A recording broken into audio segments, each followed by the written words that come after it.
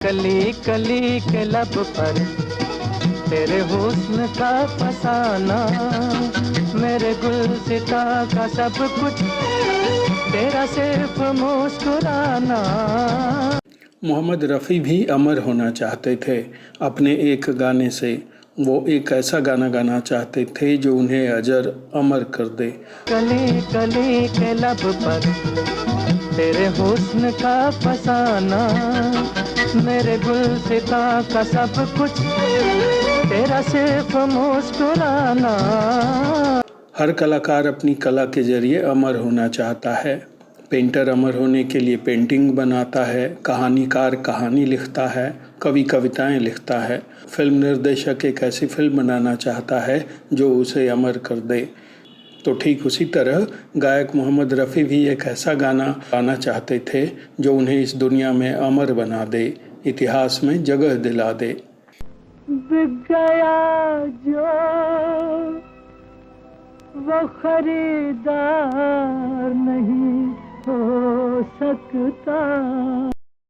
गायक संगीतकार के बनाए गाने गाता है, इसलिए मोहम्मद रफ़ी को एक ऐसे संगीतकार की तलाश थी जो उनके लिए एक ऐसी धुन तैयार करे जिस पर तैयार गाने को गाकर वो अमर हो जाएं।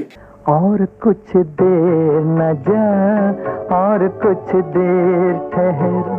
मोहम्मद रफ़ी उस दौर के सभी नामचीन संगीतकारों के लिए गा रहे थे।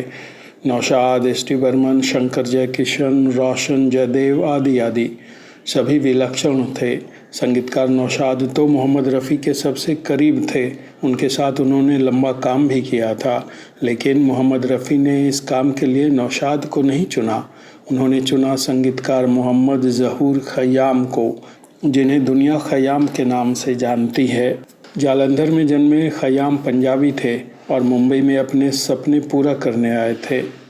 ख़य्याम सिर्फ उन्हीं फिल्मों में काम करने की ठाने हुए थे जो उनके सौंदर्य बोध को अपील करती हो, यानी वो सिर्फ ऐसी फिल्मों में काम करना चाहते थे जो सिर्फ पैसा कमाने के लिए ना बनाई जाए, बल्कि उसमें कुछ ऐसा हो जो सुंदर हो।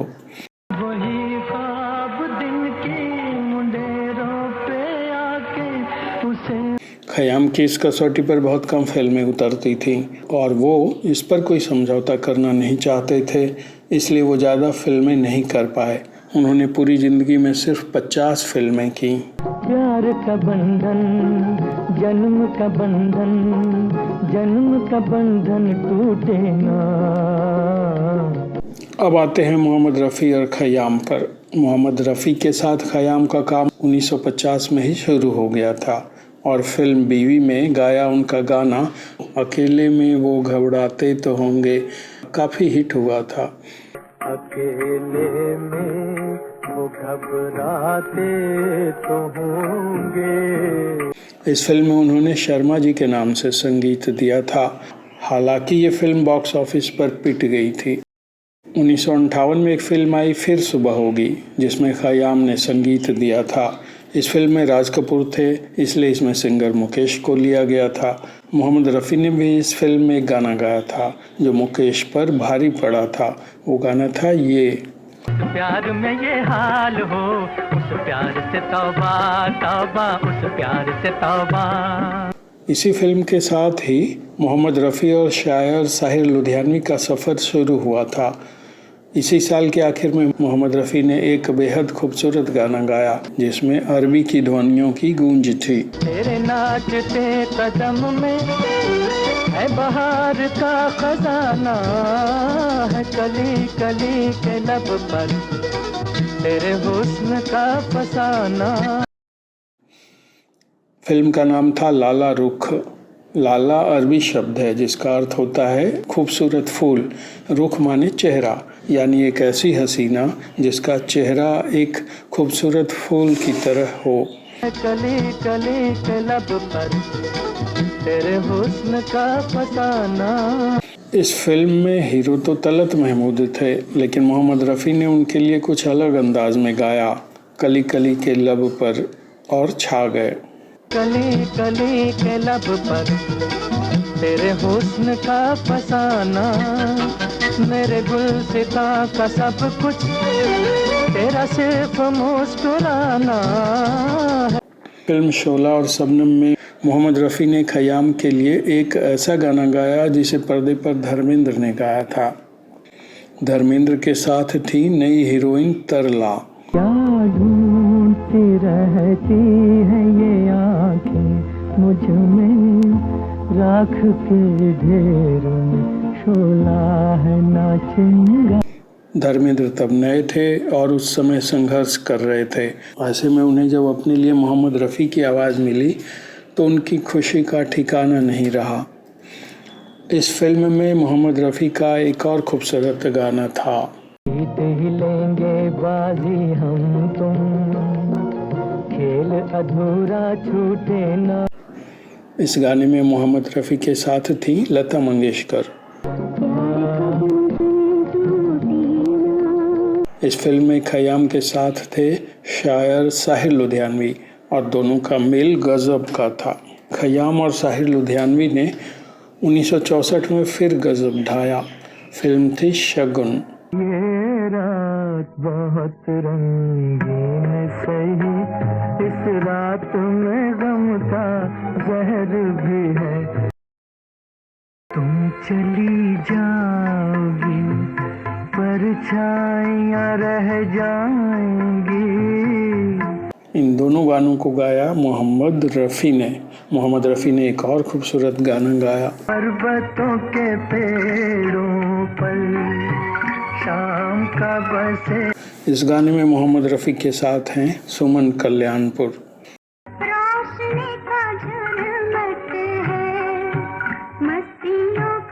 1966 में खयाम के लिए मोहम्मद रफ़ी ने गाया। पर्दे पर थे राजेश खन्ना और फिल्म थी आखिरी खत। और कुछ देर न जा, और कुछ देर ठहर। जानकार बताते हैं कि 1970 के दशक के बीच में खयाम के संगीत ने अपना रास्ता बदल लिया। मोहम्मद रफ़ी भी उनके साथ कम सुनाई देने लगे। कहा जाने लगा कि मोहम्मद रफ़ी का ज़माना अब गया, लेकिन तभी दोनों ने एक बेहद खूबसूरत गाना दुनिया को दिया। कहीं एक मासूम नाजुक सी लड़की बहुत खूबसूरत। फिल्म थी 1977 में आई शंकर हुसैन। खयाम के लिए मोहम्मद रफ़ी ने अंतिम बार गाया 1980 में। फिल्म थी चंबल की कसम। शेर का हुस्न हो, नगमे की जवानी हो तुम। जानकारों के अनुसार मोहम्मद रफ़ी और संगीतकार खयाम का असल काम तो गज़लों में था, खासकर गालिब की गज़लों में। ची है गम में दिल, उसको सुनाए न बने। एक बार संगीतकार खयाम ने एक किस्सा सुनाया था। जब खयाम बुलंदी पर थे तो मोहम्मद रफ़ी उन्हें अक्सर डिनर पर बुलाया करते थे। खयाम मोहम्मद रफ़ी के घर पहुंचते और दो बातों पर अक्सर हैरान होते। एक तो ये कि मोहम्मद रफ़ी उन्हें बार बार डिनर पर क्यों बुला रहे हैं, और दूसरा ये कि वो उन्हें इतना छक कर क्यों खिला रहे हैं, यानी डिनर में इतने व्यंजन और इतने डिशेज क्यों खिलाते हैं। कहा जाता है कि एक दिन खयाम ने मोहम्मद रफ़ी से आखिर पूछ ही लिया कि वो इन पर इतना मेहरबान क्यों हैं। मोहम्मद रफ़ी ने तो कुछ नहीं कहा, लेकिन बाद में मोहम्मद रफ़ी के सेक्रेटरी ने खयाम से कहा कि आप उनके लिए कुछ ख़ास चीज़ तैयार करें जो उन्हें अमर बना दे। उनका मानना है कि ये काम आप ही कर सकते हैं।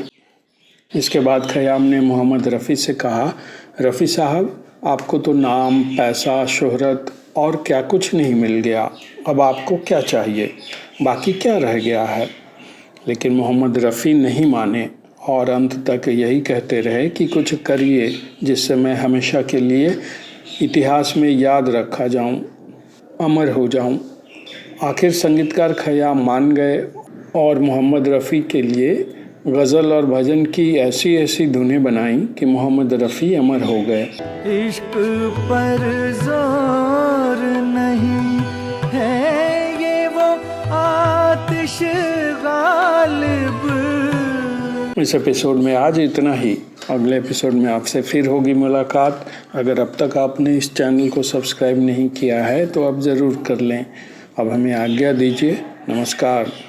के लगाए ना लगे और बुझाए न बने